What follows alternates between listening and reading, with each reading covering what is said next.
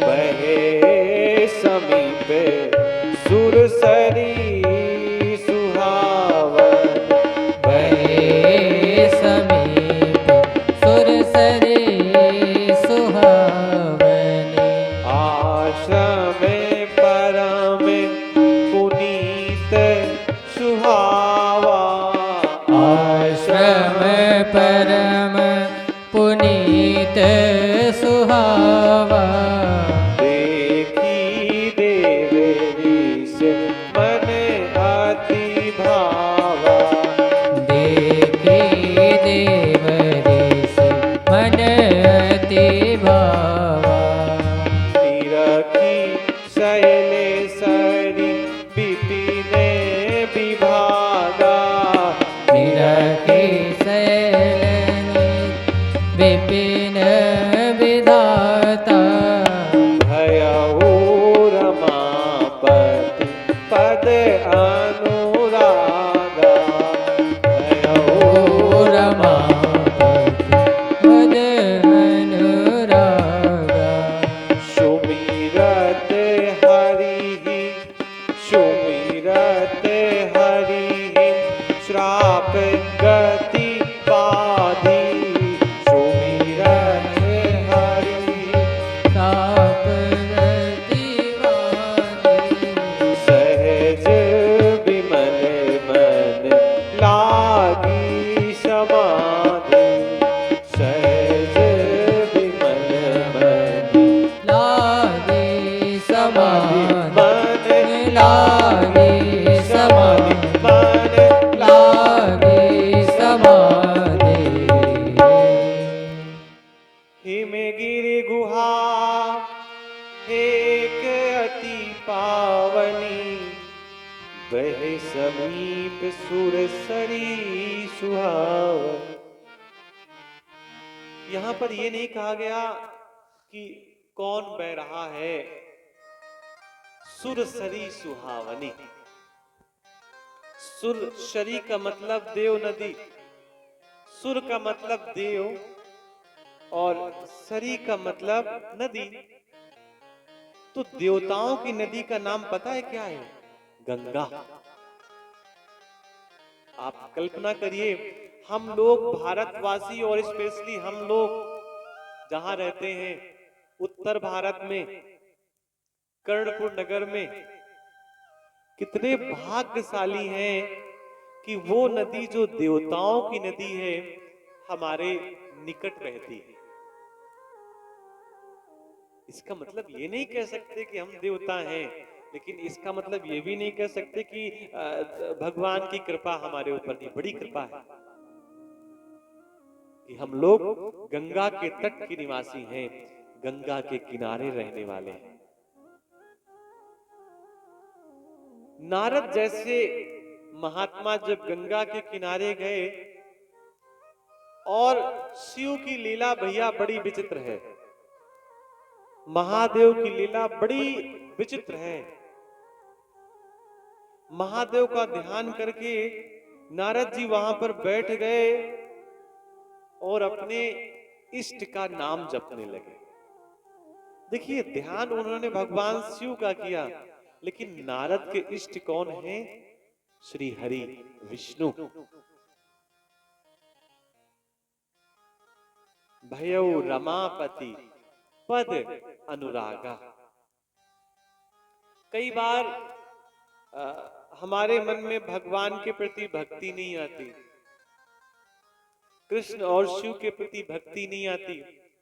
उसका एक छोटा सा कारण यह है कि हम कई बार भगवान के मुख की ओर देखते रहते हैं, कई बार भगवान के हृदय की ओर देखते रहते हैं, कई बार उनकी नासिका, कपोल आदि को देखते रहते हैं। इसलिए हमारे मन में विशेष शांति नहीं आती, और कभी समाधि भी लगाना चाहे तो नहीं लगती, क्योंकि हमें भगवान के मुख की ओर न देख करके भगवान के चरणों का चिंतन करना चाहिए। नियम ये होता है। भयौ रमापति पद अनुरागा। नारद जैसे श्रेष्ठ महात्मा भगवान के चरणों का चिंतन करते हैं और हमारे जैसे साधारण से लोग भगवान के मुख कमल का चिंतन करते हैं। आप कल्पना करिए हम भगवान को कितनी देर देख पाएंगे। अरे परमात्मा को छोड़िए, किसी के चेहरे को बहुत देर तक देखेंगे तो फिर थोड़ी देर बाद मन भर जाएगा। इसलिए हमें भगवान के चरणों की ओर ध्यान देना चाहिए। वो चाहे शिव हो, चाहे विष्णु हो, चाहे राम हो, चाहे कृष्ण हो, हमें चरणों का चिंतन करना चाहिए। और जब भी हम कभी चरणों का चिंतन करेंगे तो हमारी समाधि लगेगी, इसमें कहीं कोई संदेह नहीं है। समाधि का मतलब हम भगवान का पूजन करेंगे तो हमारा मन पूजा में लगेगा। बहुत बार लोग कहते हैं हमारा मन सभी जगह लगा रहता है लेकिन पूजन पाठ में नहीं लगता।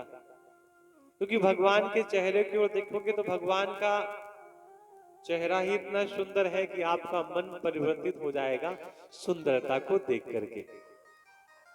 इसलिए जब भी कभी ध्यान करना हो तो परमात्मा के चरणों का ध्यान करना चाहिए। नारद जी ने महादेव की कृपा से अपने इष्ट हरि के चरणों का ध्यान किया, विष्णु के चरणों का ध्यान किया, भगवान का ध्यान किया। और भगवान का ध्यान किया तो उनकी आंखें बंद हो गईं। जब आप मन से किसी का ध्यान करते हैं तो मन के ही नीचे आंखें होती हैं। भाई आंखों के ऊपर मस्तिष्क है, उसी के अंदर विवेक बुद्धि आदि का निवास है, वहीं पर मन रहता है। तमाश्रमो महादिव्यो नाना शोभा समन्वितः तपोर्थम सा यत्रो यत्र नारदो दिव्यदर्शनः चक्रे मुनि समाधिम तमहम ब्रह्मोति यत्र विज्ञानम भवति ब्रह्म साक्षात् कार्यकरम द्विजः। नारद जी की समाधि लग गई। अच्छा, समाधि लगना कोई बड़ी बात नहीं है, लेकिन नारद की समाधि लग गई ये बड़ी बात है। एक बार की ऐसी कथा आती है कि दक्ष प्रजापति ने अपने 10,000 पुत्रों को भेजा तपस्या के लिए। जब पूरी कथा सुनेंगे तब समझ में आएगा। नारद जी ने तपस्या के लिए दक्ष ने अपने पुत्रों को 10,000 पुत्रों को तपस्या के लिए भेजा। और दक्ष प्रजापति के 10,000 पुत्र तपस्या करके वापस आए। और तपस्या करके वापस आए तो रास्ते में नारद जी मिल गए। नारद जी ने कहा भाई कहां जा रहे हैं?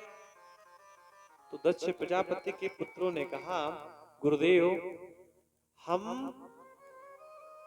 तपस्या करके आ रहे हैं और अपने पिताजी के घर जा रहे हैं। तो पिताजी के घर जाने के बाद क्या करेंगे?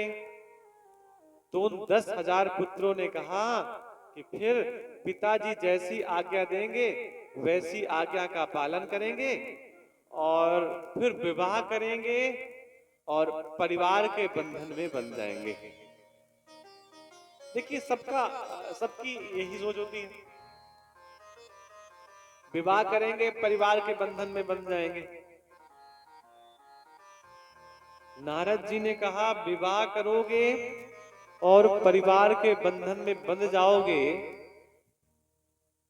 तो भगवान की भक्ति से दूर हो जाओगे। इसलिए विवाह के चक्कर में ना पड़िए, परिवार के बंधन के चक्कर में ना पड़िए। संसार की माया के चक्कर में ना पड़िए। आप तो शिव की आराधना करिए, विष्णु की भक्ति करिए, हरि की भक्ति करिए। इससे क्या होगा?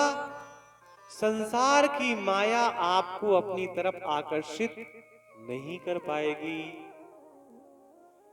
एक बात और भी है कि नारद जैसा श्रेष्ठ व्यक्ति अगर कोई बात समझाता है और किसी को समझ में ना आए, ऐसा हो नहीं सकता।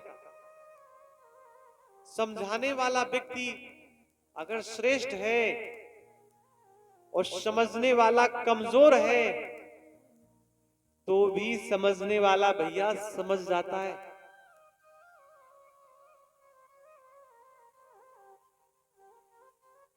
एक अध्यापक एक कमजोर से कमजोर विद्यार्थी को भी श्रेष्ठ बना सकता है। बस उस अध्यापक को अपने पूरे मनोबल के साथ प्रयास करना पड़ेगा। भाई कोई विद्यार्थी अगर पढ़ने लिखने में कमजोर भी है, तो अध्यापक अगर ये कह दे तुम कभी पढ़ नहीं पाओगे, लिख नहीं पाओगे, तो सीधा मतलब है विद्यार्थी का मन नहीं लगेगा। लेकिन अध्यापक एक बात कहे कि तू पढ़ सकता है, तुझमें बहुत विद्वता है, योग्यता है, तुझे घबराने की कोई आवश्यकता नहीं, तू प्रयास करेगा तो निश्चित प्रयास में सफल हो जाएगा। तो विद्यार्थी प्रयास करेगा और इसमें सफल भी हो जाएगा। नारद जी ने ऐसा समझाया दक्ष प्रजापति के पुत्रों को कि दक्ष प्रजापति के पुत्र घर नहीं गए, पुनः जंगल वापस लौट गए और फिर वहीं पर तपस्या करने लगे। दक्ष प्रजापति ने पूछा अपने मंत्रियों से कि मेरे बेटे वापस तपस्या करके क्यों नहीं आए? तो मंत्रियों ने पूरी बात बता दी कि राजन, आपके बेटे तो तपस्या करके आ रहे थे, लेकिन नारद जी ने ऐसा उनको समझाया कि वो चले गए फिर तपस्या के लिए। दक्ष प्रजापति ने 1000 पुत्रों को पुनः जन्म दिया और उनसे कहा कि तुम्हें संसार की वृद्धि में सहयोग करना है और उस सहयोग के पहले तुम्हें तपस्या करनी है। देखिए, किसी अपने यहाँ नियम है कि विवाह के पहले ब्रह्मचर्य का पालन किया जाए, क्योंकि ब्रह्मचर्य का पालन करेंगे तो वैवाहिक जीवन बहुत श्रेष्ठ रहेगा।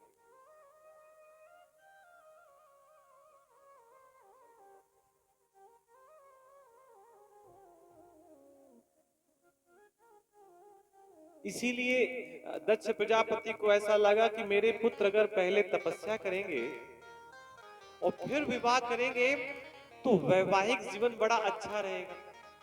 तो अपने 1000 पुत्रों को पुनः तपस्या के लिए दक्ष प्रजापति ने भेज दिया। तपस्या करने के बाद जब 1000 पुत्र पुनः वापस आए, रास्ते में नारद जी मिल गए। नारद जी ने फिर वही पुरानी बात पूछी और पुराना जवाब। तो नारद जी ने पुनः उन 1000 पुत्रों को ऐसा समझाया कि वो वापस घर नहीं गए और जंगल चले गए। दक्ष प्रजापति को जब ये बात मालूम पड़ी कि नारद मेरे पुत्रों को बार बार भड़का देते हैं, बार बार उनकी बुद्धि को परिवर्तित कर देते हैं, वो घर वापस ना आए ऐसी व्यवस्था कर देते हैं, तो मन में क्रोध आ गया दक्ष प्रजापति के। और क्रोध में आकर के दक्ष प्रजापति ने नारद जी को श्राप दे दिया कि आप समझाते बहुत अच्छा है ना, एक जगह कई कई घंटे रुक करके आप समझाते हैं, हम तुम्हें श्राप देते हैं कि तुम एक जगह कई घंटे तक खड़े नहीं रह पाओगे, रुक नहीं पाओगे। आप एक जगह केवल उतनी देर तक ही खड़े रह पाएंगे जितनी देर तक गाय को दूहा जाता है। गाय को दूहने में 5 से 7 मिनट का समय लगता है।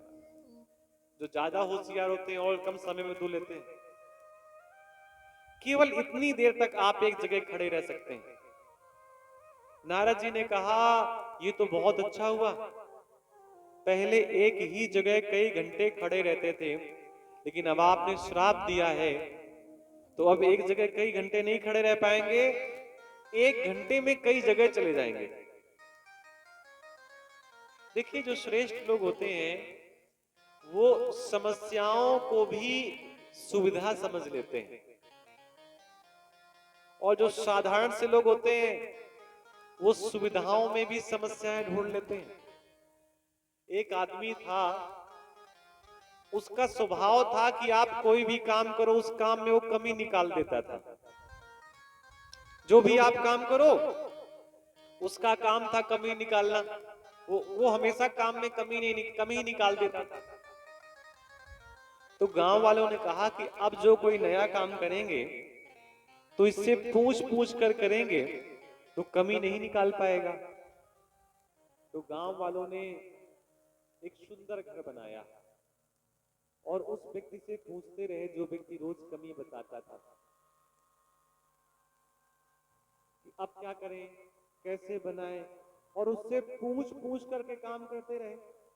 बढ़िया सुंदर महल तैयार हो गया, घर तैयार हो गया।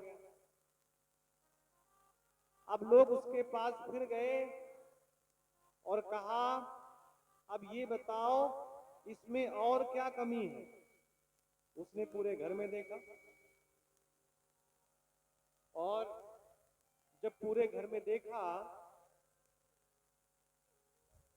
तो उसको ये पता था कि ये घर हमारी ही सलाह से बना है।